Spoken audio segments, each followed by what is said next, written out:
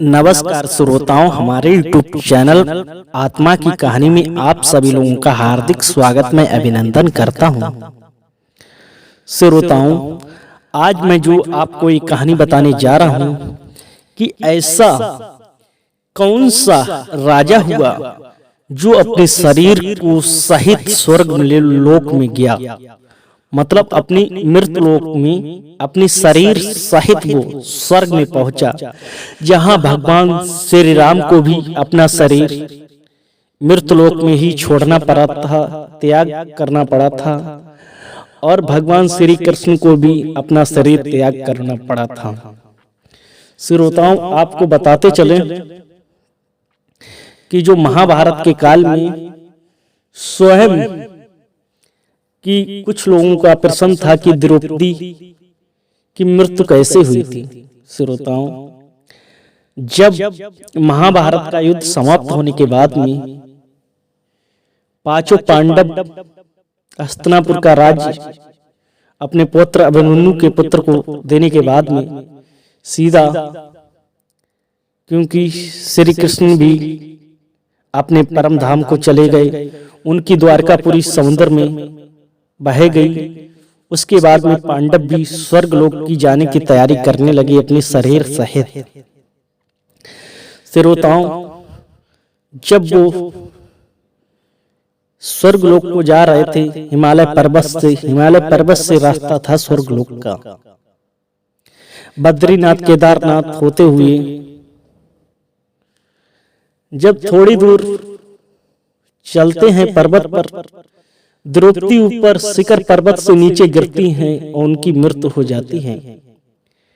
भीम कहते हैं दुष्ट से, ये माता ने क्या किया था, ये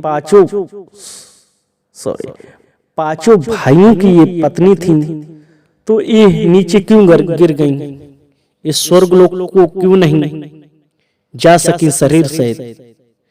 दुष्ट कहते हैं कि ये सबसे ज्यादा अर्जुन से प्यार करती थी, अर्जुन पे आश्रित थी, इन्हें अपने ऊपर घमंड था, इसीलिए नीचे गिर गई। श्रोताओं, जब थोड़ी दूर और पर्वत पे पहुंचे, चलते चलते तो देखा कि सहदेव वो भी नीचे गिर गए। तो भीम ने कहा, ये हमारा सबसे प्यारा भाई था सहदेव, ये नीचे क्यों गिर गया बेराता। तभी इस युधिष्ठिर बोले कि ये बहुत ज्ञान प्रिय था, इससे अपने ज्ञान पर बहुत अहंकार था, इसीलिए इसे नीचे गिर गया, अपने कर्मों का फल भोग रहा है। ऐसे ही चलते चलते फिर थोड़ी दूर पर्वत ऊपर चढ़ते चढ़ते क्या हुआ, नकुल गिर गए।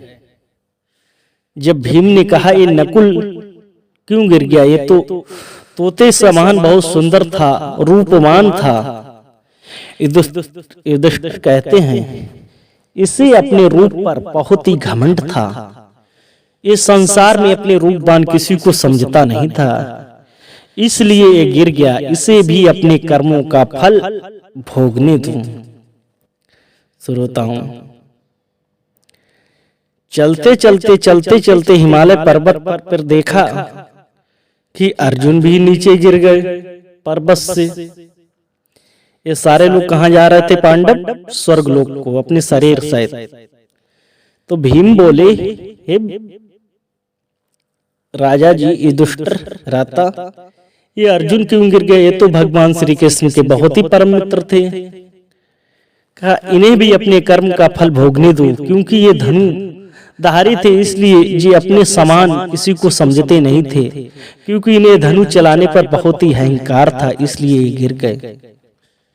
श्रोताओं, इन्हें भी अपने कर्म का फल भोगने दो। थोड़ी दूर चलने के बाद में जब आगे पहुंचे, देखते हैं कि भीम भी नीचे गिर गए। तब भीम कहते हैं, भीराता ये बताइए, हमने कौन से कर्म करे हैं तो हम गिर गए। तो दुष्ट कहते हैं, तुम अपने बलवान तुम में 10,000 हाथियों का बल था, अपने समान किसी को समझते नहीं थे, तुम्हें अपने बल पर बहुत घमंड था, इसलिए तुम भी अपने कर्म को भोगो। श्रोताओं, अब युधिष्ठिर राजा बने जो आगे चल रहे हैं। आपको बता दें, युधिष्ठिर ने सिर्फ एक झूठ बोला था सुदामा से कि सुदामा की वो मर गए हैं, झूठ बोला था। एक झूठ बोलने में उनकी एक उंगली गल गई थी। उनके लिए स्वयं यमराज एक कुत्ते का रूप बन के धर के आए उनके पास में। जब कुत्ते का रूप धर के आए और उसके बाद में चलते चलते देखते हैं इंद्र अपना पुष्पक वाहन लेकर आए उनके पास में, और उन्होंने कहा मैं कुत्ते को भी ले चलूंगा अपने साथ में, जब मेरे लिए यहाँ कुत्ता मिल गया है। तो कुत्ते ने अपना असली रूप इंद्र को दिखाया, तो उन्होंने कहा ये स्वयं यमराज। युधिष्ठिर को पुष्पक वाहन पे लेकर इंद्र स्वर्ग लोक में ले गए और युधिष्ठिर की जय जयकार होने लगी। श्रोताओं, मृतलोक में ऐसा एक राजा हुआ युधिष्ठिर था जो अपने शरीर सहित स्वर्ग लोक में गया। जब ये लोग आ गए तो उन्हें पता लग गया कि आने वाला टाइम कलयुग आने वाला है। श्रोताओं, अगर आपको ये वीडियो अच्छी लगी हो तो लाइक शेयर, चैनल को सब्सक्राइब जरूर करिए। फिर मिलते हैं एक नई वीडियो के साथ। जय हिंद, वंदे मातरम।